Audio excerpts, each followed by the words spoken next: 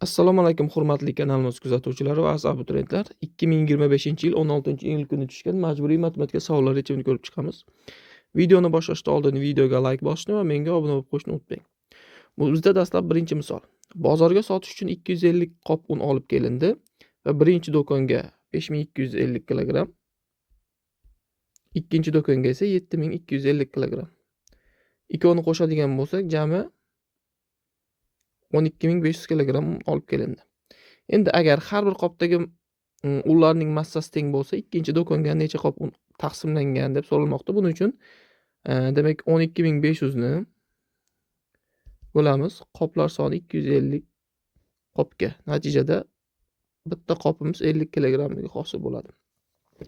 Endi ikkinchi do'konga 7250 kg un keltirilganda shuni bo'lamiz 50 kg ga. Shunda ikkinchi do'konimizga 145 qop un tushirilgani ma'lum bo'ladi. Bu A javobda keltirilgan. Ikkinchi misolimiz hisoblang. 18 va 32 sonlarning e kubi bilan e kubini ildizdan chiqarishimiz kerak ekan. Buning uchun biz mana shu 18 va 32 sonlar ko'paytmasini ildizdan chiqarib qo'ysak yetarli ekan.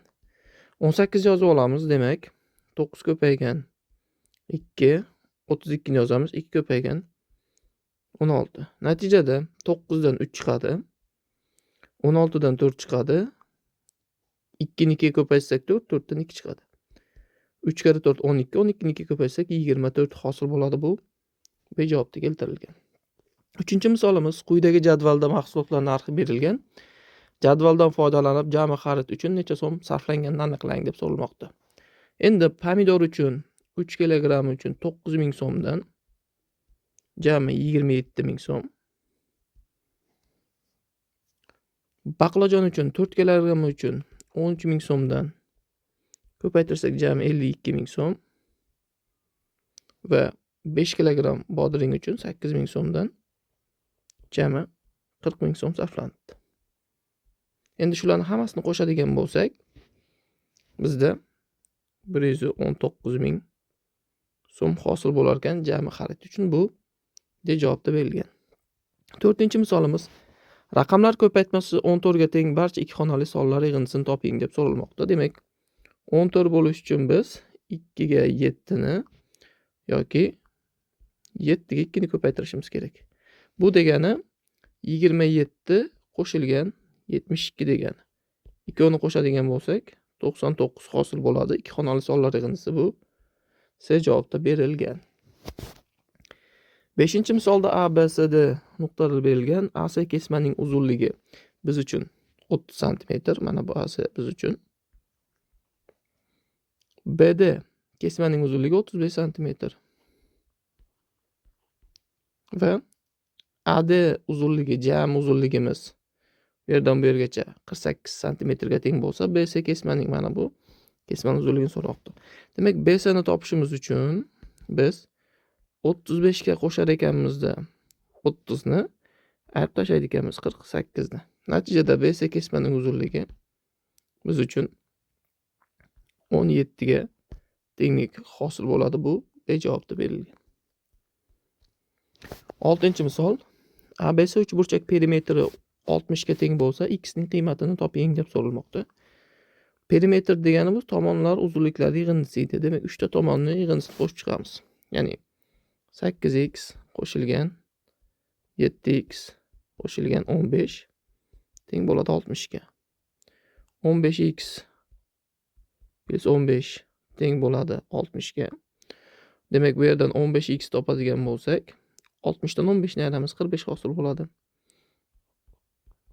X topish uchun 45 deb bo'lamiz 15 ga. Natijamiz 3 ga teng ekan. Bu C javobda berilgan. 7-misolda x qo'shilgan y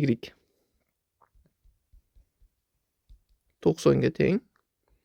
X minus 2 ta y 0 bo'lsa, x ni y ga nisbatan toping deb so'ralmoqda. Bu yerdan demak sistema qilib ikkovini bir-biridan ayirib boradigan bo'lsak, x lar ketadi. Y dan ayirsak, demak 2y ni 3y hosil bo'lib qoladi. Natijamiz 90. Y topish uchun 90 ni 3 ga bo'lsak 30 hosil bo'lib qolar ekan. Endi 30 ni olib borib x topib oladigan bo'lsak,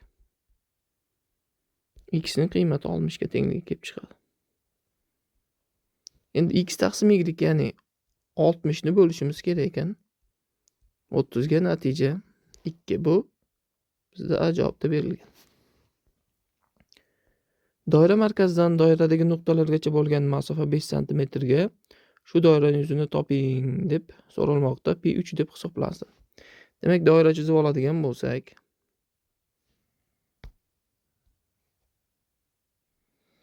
doira markazidan uning demak nuqtasigacha bo'lgan masofa 5 degani bu biz uchun radiusi 5 ga teng.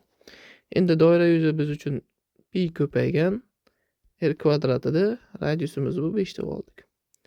Pi ni 3 deb olsak, ko'paytiramiz 5 ning kvadrati. 5 ning kvadrati 25, 25 ni 3 ga ko'paytirsak 75 hosil bo'ladi. Bu bizda B javobda berilgan. 9-misol, agar A teng -2 ga, B teng 1 ga teng bo'lsa, ushbu ifodaning qiymatini toping deb so'ralmoqda. Endi o'rniga keltirib qo'yamiz. A ning o'rniga A plus 2 ta B taqsim A minus 2 ta B. Endi A ning o'rniga -2 ni plus 2 ni 1 ga ko'paytirsak 2. A ning o'rniga -2 ni -2 ni ko'paytiramiz. Natijada suratimiz -2 qo'shilgan 2 taqsim -4. Suratimiz 0 bo'lib qoladi. Mahrajda -4. 0 ni -4 ga bo'lsak, natijamiz 0 ga keladi. Bu A javobda berilgan. Va oxirgi misolda tenglamani yeching deb so'ralmoqda. Buning uchun qavs ichidagi ifodalarni ko'paytirib chiqishimiz kerak. Qavs tashqarisidagi ifodaga mana har bittasini. Natijada 12 minus 4 ta x teng bo'ladi 15 minus 3x minus 4. Bu yerda 12 minus 4x teng bo'lar ekan 15 dan 4 ayirsak 11 minus 3x ga.